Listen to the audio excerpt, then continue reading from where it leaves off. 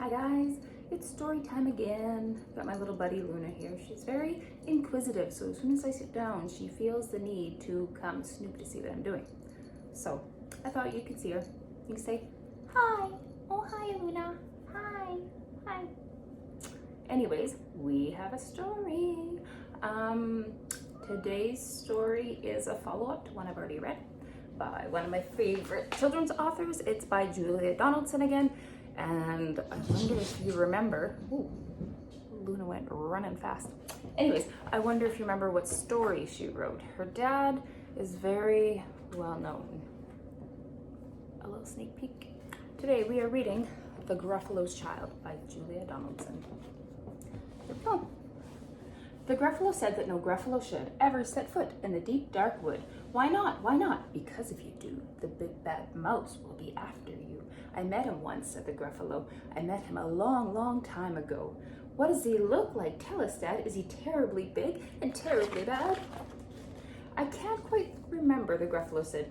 Then he thought for a minute and he scratched his head. The big bad mouse is terribly strong, and his scaly tail is terribly long. His eyes are like pools of terrible fire, and his terrible whiskers are tougher than wire. One snowy night, when the Gruffalo snored, the Gruffalo's child was feeling bored. The Gruffalo's child was feeling brave, so she tiptoed out of the Gruffalo cave. The snow fell fast and the wind blew wild. Into the wood went the Gruffalo's child. Aha, oh-ho, a trail in the snow. Who are these footprints and where does it go? A tail poked out of a log pile house. Could this be the tail of the big bad mouse? Out said the creature, his eyes were small, and he didn't have whiskers. No, none at all. You're not the mouse, not I, said the snake. He's down by the lake eating Gruffalo cake. The snow fell fast and the wind blew wild. I'm not scared, said the Gruffalo's child. Aha, oh-ho, marks in the snow. Whose are these claw marks and where did they go? Two eyes gleamed out of a treetop house. Could these be the eyes of the big bad mouse? Down through the creature, his tail was short, and he didn't have whiskers of any sort. You're not the mouse, too, not I, and he's somewhere nearby, eating Gruffalo pie. The snow fell fast, and the wind blew wild. I'm not scared, said the Gruffalo's child. Aha, oh-ho, a track in the snow. Whose is this track, and where does it go? Whiskers at last, and an underground house. Could this be the home of the big bad mouse? Out slunk the creature, his eyes weren't fiery, his tail wasn't scaly, and his whiskers weren't wiry.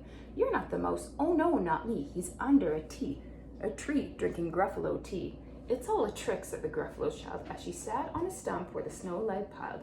I don't believe in the big bad mouse. But here comes a little one out of his house. You're not big, not bad, but a mouse at least. You'll taste good as a midnight feast. Wait, said the mouse. Before you eat, there's a friend of mine that you ought to meet. If you'll let me hop onto this hazel twig, I'll beckon my friend, so bad, so big. The Gruffalo's child unclenched her fist. The big bad mouse, so he does exist. The mouse hopped onto the hazel tree. He beckoned and then said, just wait and see.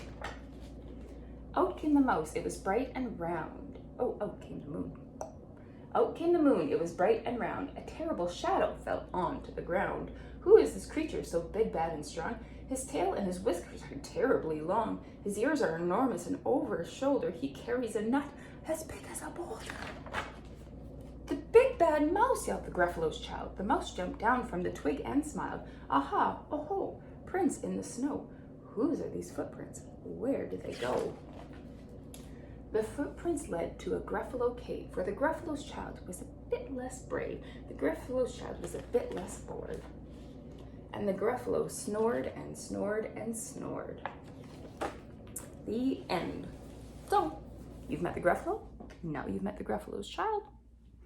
I hope you liked the story today. Have a great day, guys. Bye-bye.